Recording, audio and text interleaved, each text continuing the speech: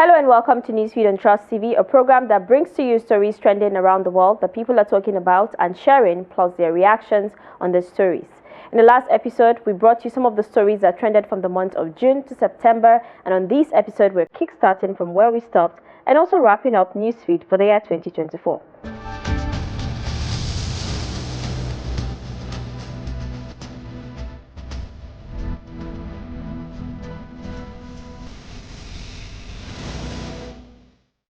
We begin with the month of October, where Nigeria celebrated her 64th independence.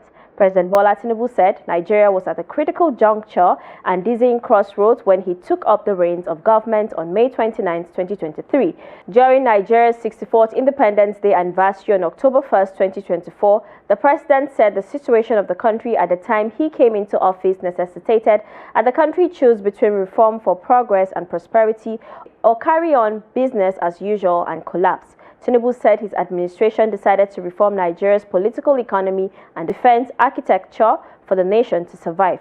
The president also saluted the doggedness of the Nigerian people, saying the country has survived crises that disintegrated other nations. Critics have faulted Tinubu's twin policies of petrol subsidy removal and unification of the foreign exchange rates, which many Nigerians believed were responsible for the unimaginable inflation and soaring living and energy costs in the country. Thousands of Nigerians stormed the streets in recent times to protest what they described as unbearable economic situation in the country. Still on the nationwide broadcast, President Bola Tinubu ordered that integrity tests be carried out on all dams in the country to avert future disasters. The president's order comes after the Alau Dam in Maiduguri ruptured on September 10th, resulting in the worst flooding the state has experienced in 30 years.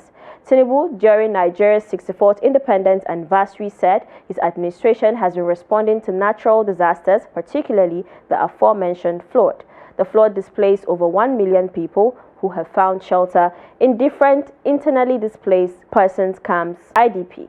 Still in October, a former vice president and the presidential candidate of the People's Democratic Party in the 2023 general elections, Atiku Abubakar, wrote to the National Assembly requesting an amendment to the Constitution to allow for a 6-year single term for the president and state governors. In a memorandum to the Senate Committee on Constitutional Review, Atiku also proposed that the presidency be rotated between the North and South. It is noteworthy that during Chief Olusegun Obasanjo's presidency, he advocated for a 6-year single term for the presidential seat. Nigeria officially commenced the sales of crude oil and refined petroleum products in Naira, the federal government announced. The Minister of Finance and Coordinating Minister of the Economy, Wale Edun, said this in line with the Federal Executive Council FEC directive. The sale of the products in Naira commenced on October 1st. This was disclosed in a statement by the Director of Information and Public Relations, Ministry of Finance, Mohammed Manga. Next story that trended, reality star Kelly Ray won the Big Brother Naija No Lose Guard season. The housemate was one of the 8 finalists, which included Anita, Nelly, Onyeka, Ozzy, Surge, Victoria, and Wani. After 6 evictions, Kelly Ray and Wani were the last 2 housemates standing. For winning the show, Kelly Ray took home the 100 million naira grand prize, including a cash prize and an SUV plus additional sponsored prizes. FCT Minister Nyesom Wike said he has no regret about working against the People's Democratic Party (PDP) in the 2023 presidential election. Wike, who spoke with newsmen, denied engaging in anti-party activities by refusing to support Atiku Abubakar, the then PDP presidential candidate. He defended his action, saying it was taken for justice and fairness. For presidential election, I said I'm going to support equity, fairness, and justice. In the other one, I'm going to support my party, and this is why we won the governor and National Assembly election, Wike said. For presidential, I have no apologies because I don't believe in injustice. Today, people say discipline Wike, he did anti-party. I did not do anti-party, he added. Now let's move to the month of November, where the presidency announced the death of General Taoreed Lagbaja, the then Chief of Army Staff. Bayo Onanuga, Special Advisor to the President on Information and Strategy, announced this in a statement. He passed away in Lagos after a period of illness. Born on February 28, 1968, Lieutenant General Lagbaja was appointed Chief of Army Staff on June 19, 2023 by President Tinubu. His distinguished military career began when he enrolled in the Nigerian Defense Academy in 1987. On September 19, 1992, he was commissioned as a second lieutenant in the Nigerian Infantry Corps as a member of the 39th Regular Corps. Throughout his service, Lieutenant General Lagbaja demonstrated exceptional leadership and commitment, serving as a platoon leader in the 93 Battalion and 72 Special Forces Battalion. He played pivotal roles in numerous internal security operations, including Operation Zaki in Benue State, Lafiya Dole in Borno, Udoka in southeast Nigeria, and Operation Forest Sanity across Kaduna and Niger states. Lieutenant General Lagbaja is survived by his beloved wife Maria and their 2 children. President Tinubu expressed his heartfelt condolences to the families and the Nigerian Armed Forces during this difficult time. He wished Lieutenant General Lagbaja eternal peace and honors his significant contributions to the nation. Another story that trended: the Defense Headquarters confirmed the emergence of a new terrorist group known as Lakurawa in the northwestern part of Nigeria. The Director of Defense Media Operations, Major General Edward Buba, disclosed this to newsmen in Abuja on November 7th while speaking on the operations of the military.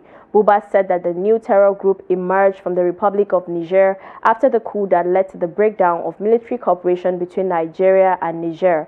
He said that the terrorists began incursion into northern parts of Sokoto and Kebbi states from the Niger Republic and Mali axis, particularly after the coup in Niger Republic. According to him, before the coup, there were joint border operations with Nigerian security forces, which kept the terrorists at bay.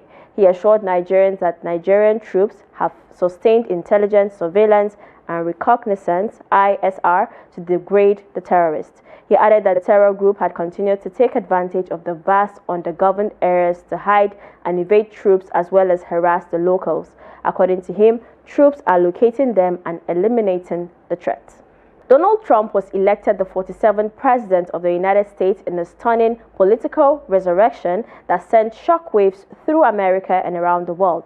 Trump defeated Harris, a Democrat who had been seeking to make history herself as the first black woman, and first South Asian American to become president in the U.S. history.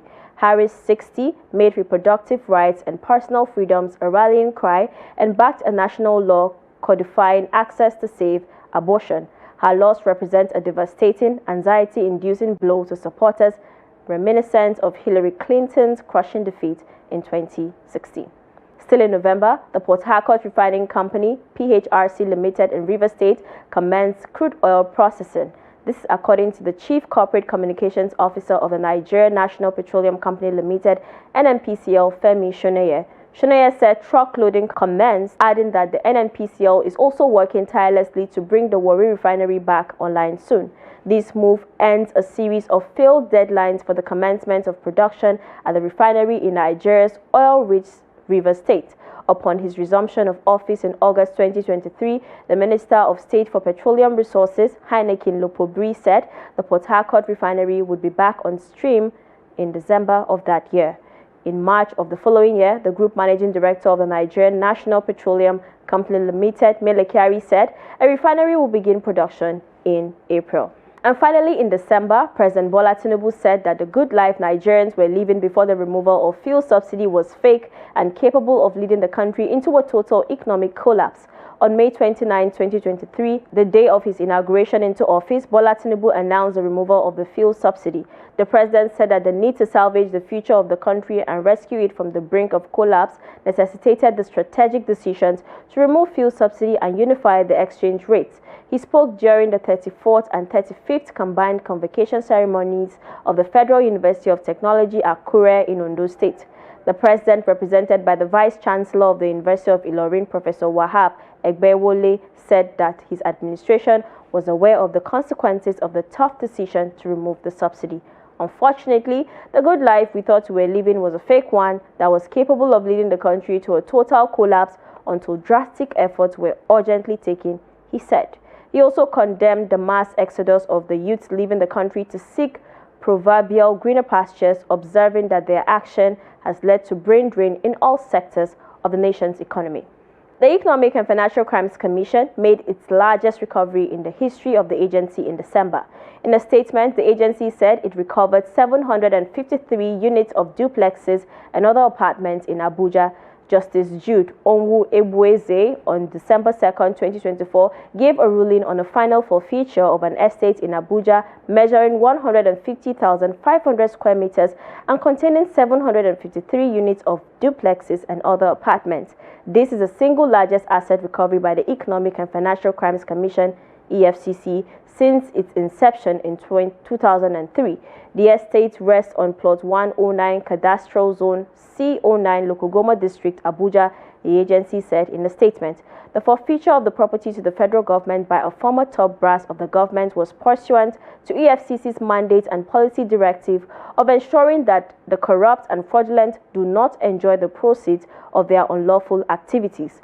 According to the EFCC, the final forfeiture of the property was paved by an interim forfeiture order secured before the same judge on November 1, 2024. Namibia's ruling SWAPO party was declared winner of a disputed elections, ushering in the Southern African country's first woman president after a disputed vote that the main opposition has already said it does not recognize. Vice President Netombo Nandi Ndaitwah took just over 57% of ballots, followed by the candidates for the main opposition, Independent Patriots for Change (IPC), with 25.5%, the election authority announced. Nandi Ndaitwah, 72, became the first woman to rule the mineral-rich Southern African country that has been governed by the Southwest Africa People's Organization (SWAPO) since independence in 1990.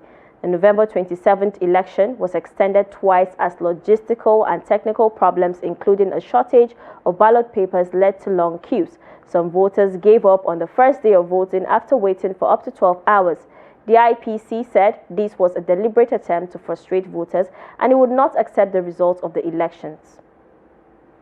Amnesty International accused Israel of committing genocide against Palestinians in the Gaza war, which Israel strongly denies.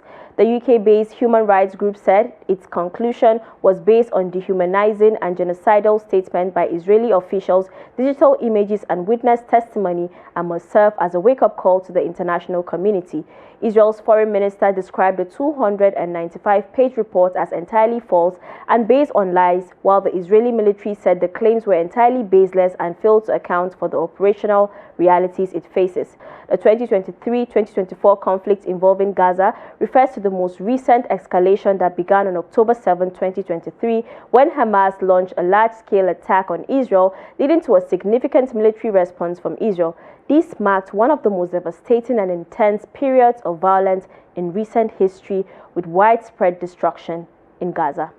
And that's a wrap on Newsfeed for the year 2024. To our viewers, we say thank you for watching Newsfeed on Trust TV. The year was amazing, and next year, God's willing, will be even better.